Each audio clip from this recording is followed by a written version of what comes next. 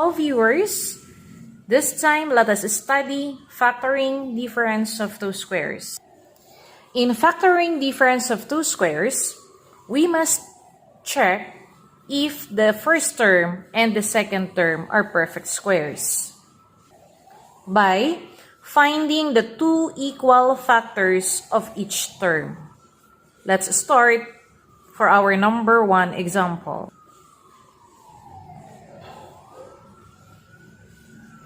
X squared minus y squared.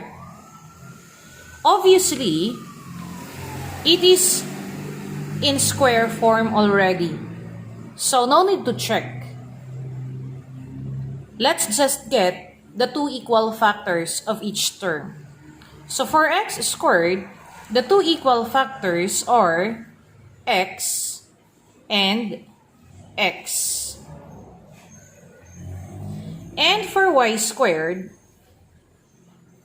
the factors are y and y. After getting the factors of each term, we can proceed to pairing of each factor. So first pair, we have now the first binomial factor, and that is x plus y. And for our second pair, that is x minus y. As you can see, the operations are different. Or, this one can be written as x minus y times x plus y.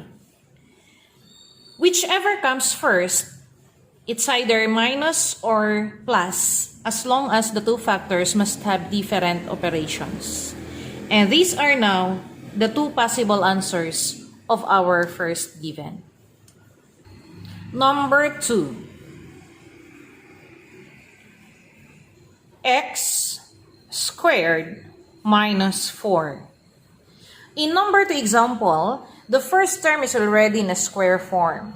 So, automatic, that is a perfect square. How about the second term? We need to check it if it is a perfect square. So, let's do first the first term. So, the factors of our first term are x and x. Our second term is 4. For this to be able to be a perfect square, or this is a perfect square if we can find two equal factors. And since this is 4, there are two equal factors which are 2 and another 2. Now, let's proceed to factoring the difference of two squares. So by using our first pair, we have now the first factor, which is x plus 2 times the second pair. We have now the second factor, which is x minus 2. And this is now our answer. For this, we can check if our answer is correct by multiplying the answer of our number 2 given. So by checking,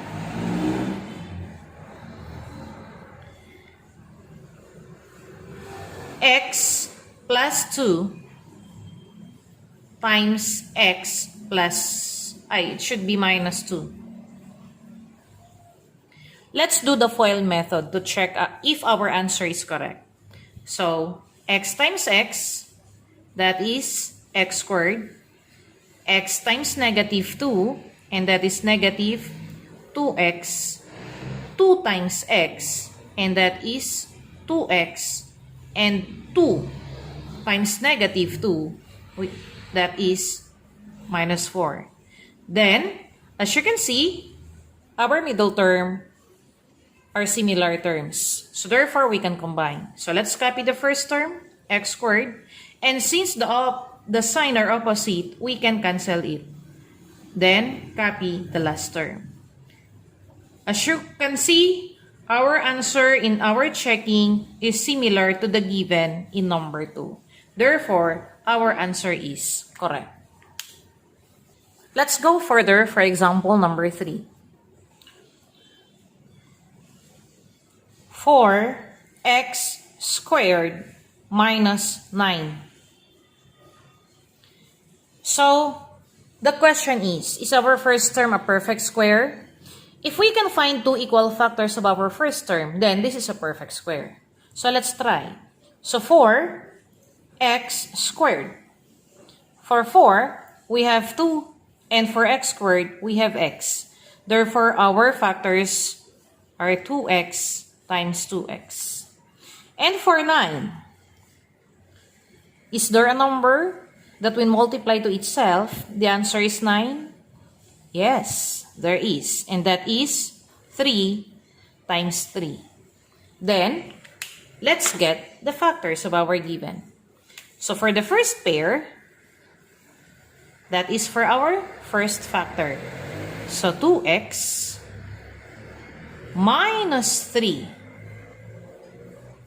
And for the second pair, that is for our second factor. So that is 2x.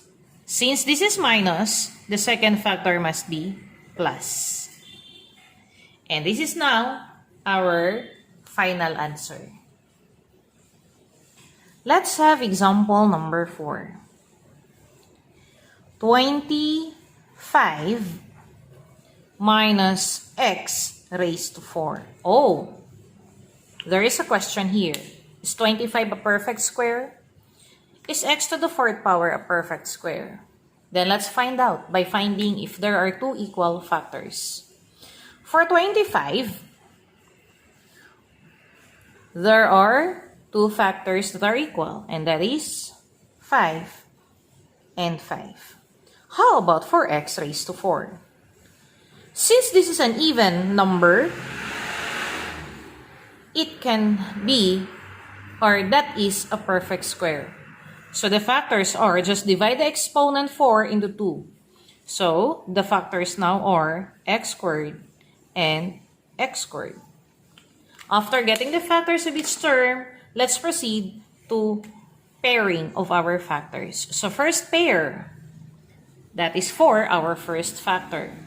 And that is 5 minus x squared. And for our second factor, we will use now the second pair. So that is 5.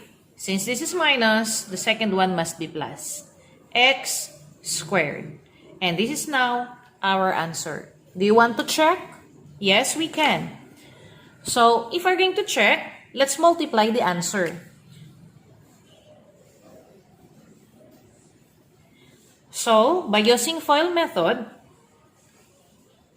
5 minus x squared times 5 plus x squared.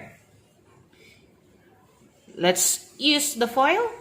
5 times 5, so that is 25.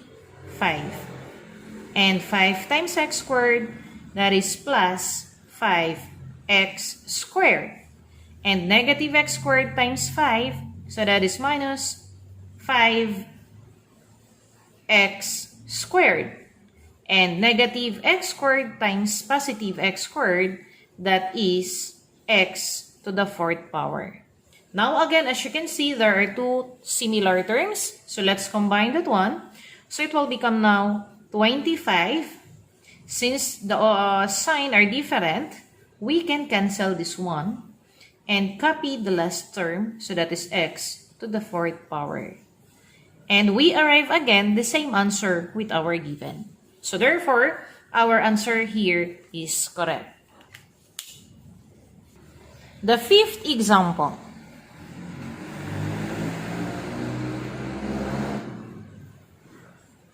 X plus 3 squared minus 4 over 9. Oh, this is quite challenging.